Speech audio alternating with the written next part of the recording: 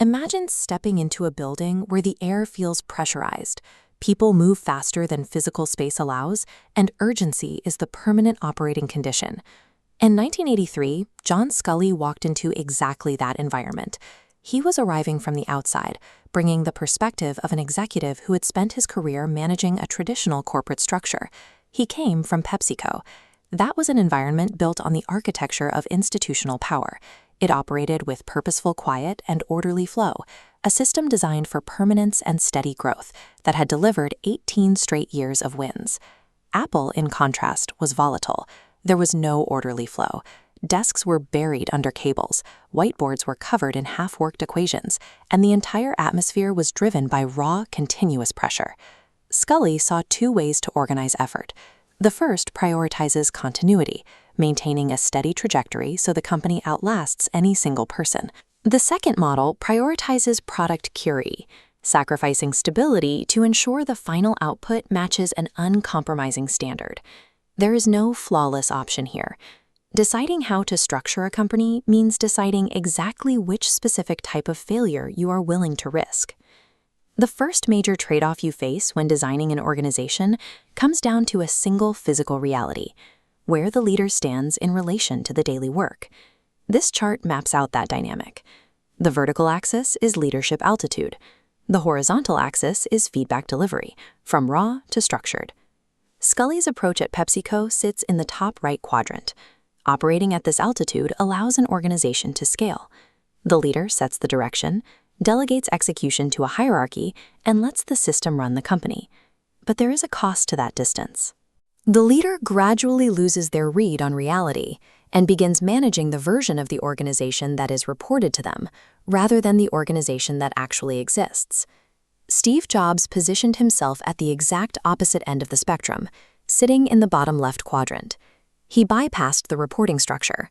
He spent his time standing silently behind technicians, watching them test circuit boards and tracking thousands of small decisions personally. This ground-level operation provides a massive informational advantage. It gives the leader a direct look at product realities that no org chart can replicate. But it also creates a strict bottleneck. The growth of the entire company is limited to the leader's personal attention span and their physical capacity to be in the room. The closer a leader gets to the absolute truth of their product, the further they move away from the ability to scale their organization. Where a leader stands is only half the equation. The second half is how they enforce their standards. Traditional corporate feedback is designed to cushion hard truths. It uses professional conventions to protect talent and ensure the long-term health of the team. The hidden trade-off is that average work is allowed to survive much longer. It is protected by the packaging of constructive criticism. Jobs stripped that packaging away. During one product review, a young engineer presented a feature with careful logic. Jobs listened without expression, paused, and stated flatly, "This is shit, start over." When a raw standard is delivered without a social cushion, it lands squarely. The recipient faces a choice: break under the impact or harden. Delivering standards this way acts as an unyielding filtering mechanism. Under that kind of pressure, mediocrity has nowhere to hide. But this creates a condition known as catastrophic dependency, a system entirely reliant on a single point of authority to function. By enforcing extreme filtering, the culture centers entirely around one person's judgment. The organization becomes incredibly potent, but structurally fragile. The ultimate risk is built into the design. If you remove that singular leader or diminish their authority, the culture does not adapt or evolve, it collapses. This management style produces visionary output, but it relies on a single person's uncompromising standard to survive. If that person isn't there to hold the line, the entire mechanism stops working. It is easy to admire an extraordinary leader from a distance.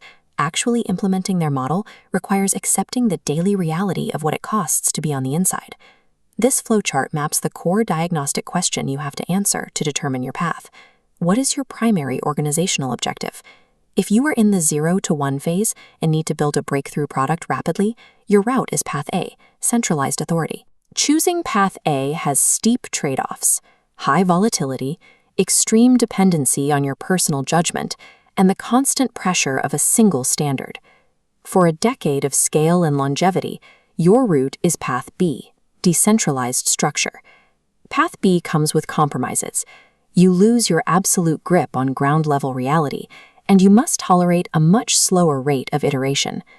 You have to align your organizational structure with your current reality. You cannot build a structure for longevity and expect startup velocity.